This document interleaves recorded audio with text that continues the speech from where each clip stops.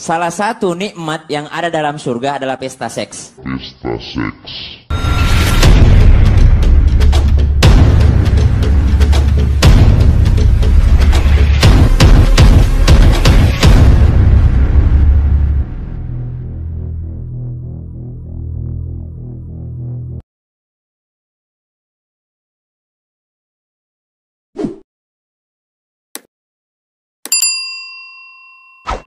Shalom guys, berjumpa kembali dengan saya. Di dalam video kali ini, saya ingin menanggapi sebuah video dari Ustadz Sugi yang mengatakan bahwa orang Kristen protes pria muslim mendapatkan 72 bidadari. Seperti apa videonya? Yuk mari kita saksikan bersama-sama. Itu saya menanggapi fitnahan orang-orang Kristen yang mengatakan pria muslim itu mendapat jatah ya, mendapat bidadari 72 orang. Itu saya menulis orang-orang Kristen ini protes ketika pria muslim mendapatkan 72 bidadari. Teman-teman, kita sudah menyaksikan bersama-sama. Jelas Ustadz Sugi mengatakan bahwa ada orang Kristen yang protes terkait dengan pria muslim mendapatkan 72 bidadari. Nah, tanggapan saya terkait bagian ini yang pertama adalah kalau ada orang Kristen yang protes terkait dengan pria muslim mendapatkan 72 bidadari, menurut saya orang Kristen tersebut adalah orang Kristen yang tidak paham tentang ajaran kekristenan. Karena apa?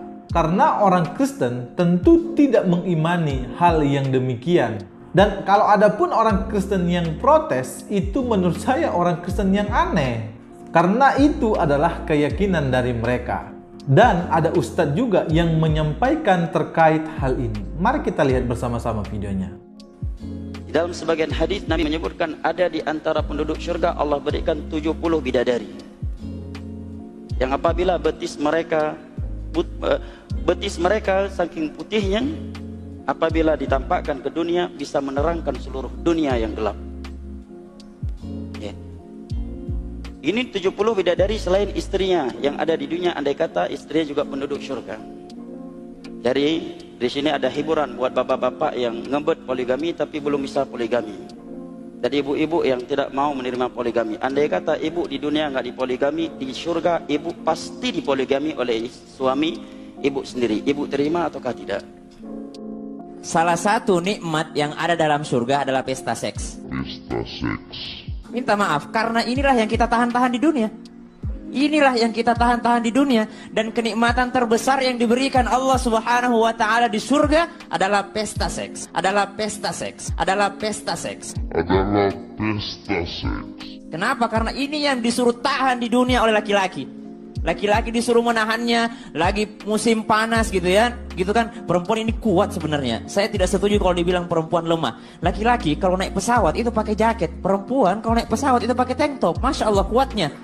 Masya Allah kuatnya. Kalau lagi dingin mereka pakai pakaian seksi. Masya Allah, kita ini pakai jaket, pakai apa segala macam, mereka ini kuat. Nah, ini yang kita disuruh sama Rasulullah, disuruh sama agama untuk menundukkan pandangan di dunia.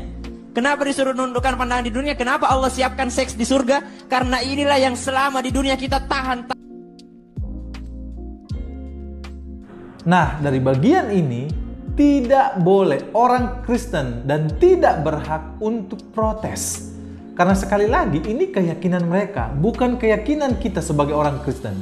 Dan orang Kristen tidak boleh ikut campur, apalagi protes. Toh kalian atau orang Kristen tidak mengimani bagian ini atau hal yang demikian. Nah, saudaraku, perlu kita ketahui bersama, di dalam ajaran kekristenan memiliki pemahaman dan pengertian yang berbeda. Sebab Yesus sendiri jelas menekankan bahwa di dalam surga nanti tidak ada kawin mengawinkan. Matius 22 ayat 29-30, firman Tuhan berkata, Yesus menjawab mereka, kamu sesat sebab kamu tidak mengerti kitab suci maupun kuasa Allah. Karena pada waktu kebangkitan, orang tidak kawin dan tidak dikawinkan, melainkan hidup seperti malaikat di surga.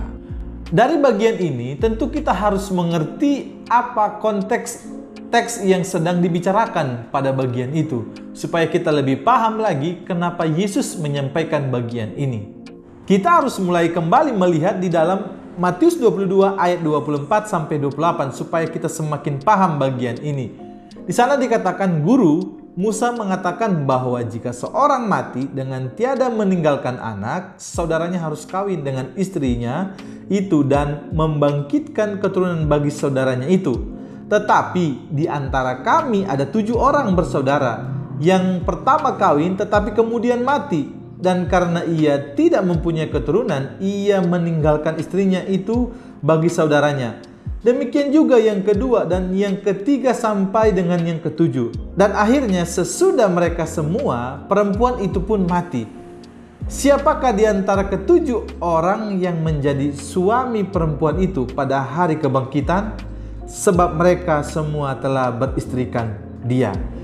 Nah, Yesus menyampaikan konsep yang berbeda dengan apa yang mereka pikirkan. Sebab nanti akan ada kebangkitan, setelah kita mati akan ada kebangkitan. Dan di surga nanti tidak ada kawin mengawinkan.